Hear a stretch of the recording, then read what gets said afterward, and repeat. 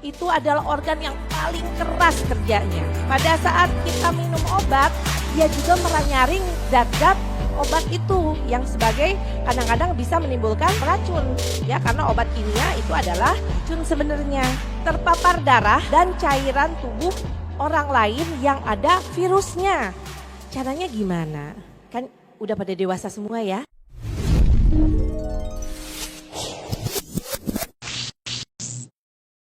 Kita bicara tentang organ hati atau liver.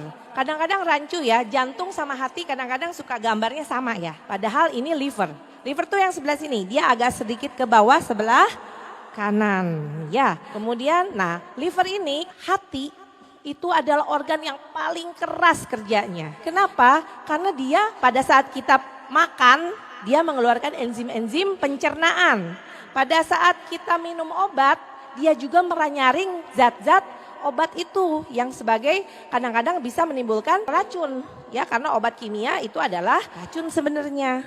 Ya, yang dimodifikasi untuk melawan kuman. Kemudian juga tempat menyimpan energi. Jadi kalau kita makan banyak, makan karbohidrat banyak, disimpan di perut, disimpan di tangan, disimpan di paha, udah penuh nih semuanya tempat penyimpanannya, akan mulai disimpan di hati. Jadi hati itu benar-benar keras sekali kerjanya. Makanya harus bisa menjaga hati, cie-cie ya. Jadi lebih beda konotasinya ya. Lanjut, apa sih gejala penyakit yang banyak pada perempuan untuk hati ini? Yang paling ditakutin tentu saja infeksi. Ya, infeksi adalah perjalanan dikala ada virus atau bakteri atau kuman yang masuk ke dalam tubuh. Kalau ngomongnya udah ada virus, bakteri dan jamur, kita udah tahu obatnya apa ya? Propolis, udah jelas. Tapi kita juga boleh dong tahu virus apa sih yang suka menyerang hati? Ada 3 virus yang utama, yaitu biasanya virus hepatitis A, hepatitis B, dan hepatitis C. Yang masih dianggap berbahaya adalah hepatitis B. Makanya harus ada vaksin. Ya, makanya harus menjaga supaya tidak tertular. Next. Nah, yang lain apalagi nih yang bisa menyakiti hati kita? Bukan dia padanya, engkau padaku ya. Tapi biasanya juga kalau pada orang-orang yang suka minum alkohol. Ada saudara-saudara kita tertentu yang budayanya sangat dekat dengan minum alkohol. Di zaman dulu itu kalau orang-orang di tanah Jawa Barat mereka suka minum lahang, tuak, arak, beras ya untuk menghangatkan tubuh. Itu juga termasuk derivat alkohol. Ya, apalagi yang udah penyalahgunaan kayak cap tikus, topi miring ya. Yang kayak gitu tuh, oplosan. Nah, itu udah jelas. Yang akan tersiksa pertama kali adalah organ hati. Begitu alkohol masuk ke dalam tubuh, dia akan diubah jadi lemak dan lemaknya akan disimpan di dalam hati, maka terjadi perlemakan hati. Lama-lama tuh hatinya mengeras, kalau umurnya panjang lama-lama dia akan jadi kanker hati. Kemudian nah ini, minum obat-obatan kimia secara rutin, tidak terkendali seperti obat nyeri, obat rematik, dan obat-obat yang lain itu juga pasti berbahaya untuk organ hati. Ada di sini yang tiap hari harus minum obat kimia? Gak ada ya. Yang kita harus minum tiap hari adalah propolis dan meriabi. Yang gampang ya.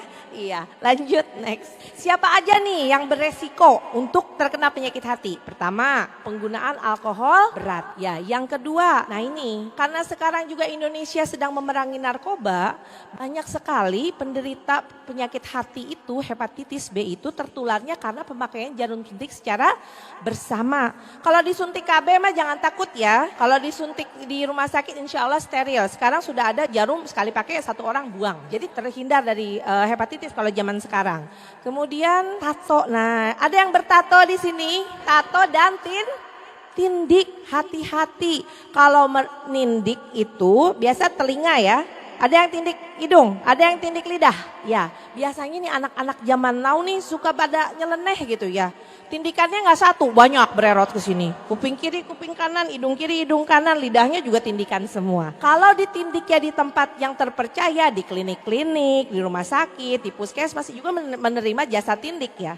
Itu sih insya Allah aman karena jarumnya sekali pakai buang. Yang ditakutkan tuh kalau yang di pinggir-pinggir jalan, yang tato-tato, yang gambarnya kayak gambar bunga tapi bentuknya gambar apa gitu ya. Nah itu tuh beresiko sekali. Kenapa? Begitu jarum itu dipakai di orang yang hepatitis, dipakai lagi ke orang yang sehat, si virusnya menempel di jarumnya otomatis menular. Kemudian transfusi darah. Dulu, zaman dulu sebelum tahun 92, belum terpikirkan kalau ternyata darah itu yang ditransfusi bisa menularkan kuman. Tapi insya Allah setelah tahun 92 ke sini, kita kalau transfusi darah aman.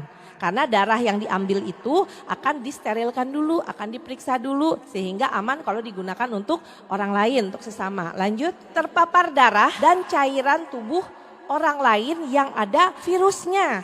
Caranya gimana? Kan udah pada dewasa semua ya. Biasanya walaupun haram, tapi suka ada aja kan kalau pacaran suka kissing. Punten maaf ya, berciuman dengan orang yang mengidap hepatitis otomatis tertular. Makanya hati-hati kalau mau ciuman. Periksa dulu, makanya kalau kita mau nikah itu pasti disuruh ke puskesmas untuk periksa kesehatan. Ya suka pada nggak mau, padahal maksudnya apa? Periksa. Kalau kira-kira pasangan kita mengidap virus hepatitis, berarti kita antisipasi. Ya bagaimana cara mencegahnya. Cairan tubuh yang lain apa? Darah misalnya. Teman saya pernah tuh periksa laboratorium penderita hepatitis. Dia kurang hati-hati.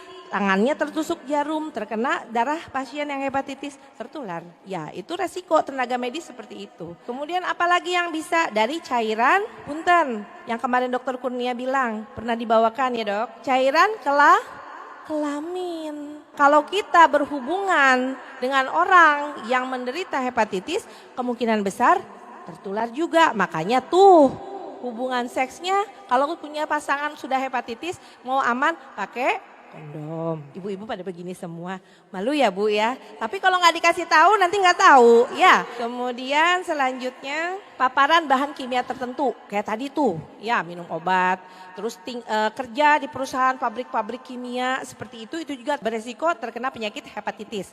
Kemudian nah yang punya kencing manis juga beresiko. Lanjut, yang punya, nah ini saya jadi malu sendiri, yang berat badannya di atas rata-rata sudah waktunya untuk sedikit ingat. Tapi kalau hari ini kita makan enak, makan aja nggak apa-apa ya, ntar gak dimakan lagi ya. Nah kemudian tingginya kadar trigliserida dalam darah.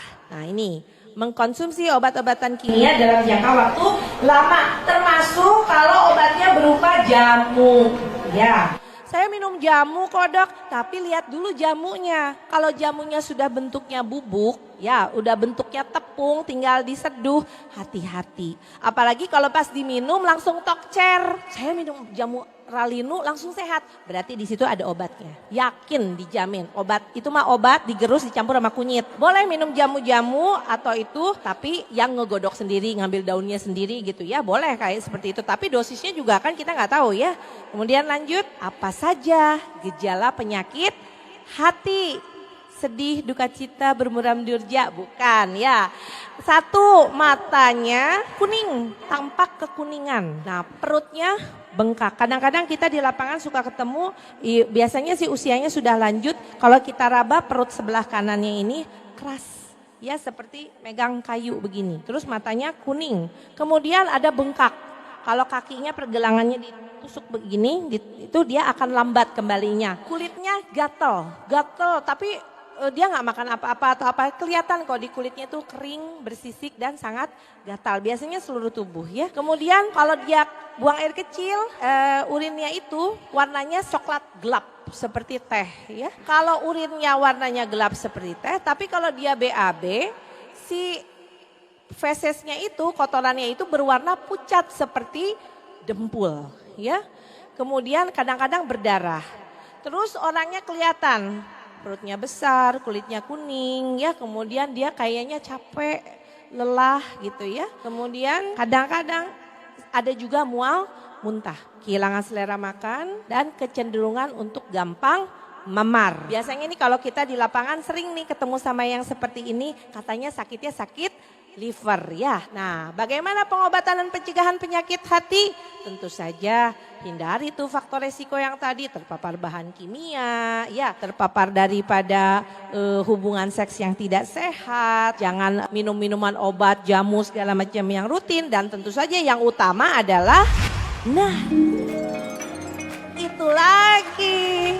Ya, karena Allah Subhanahu wa taala bilang tidak ada penyakit yang tidak ada obatnya. Allah khusus menurunkan satu surah An-Nahl, di situ sudah tertulis ya obatnya ada. Tapi minimal sebelum kita ngobatin, kita tahu dulu. Karena mencegah lebih baik daripada mengobati. Mencegah supaya tidak sakit hati, minum propolis melebiang. Cobain deh besok. Kalau diputusin sama pacar, minum deh propolis sama melebiang, pasti sehat ya.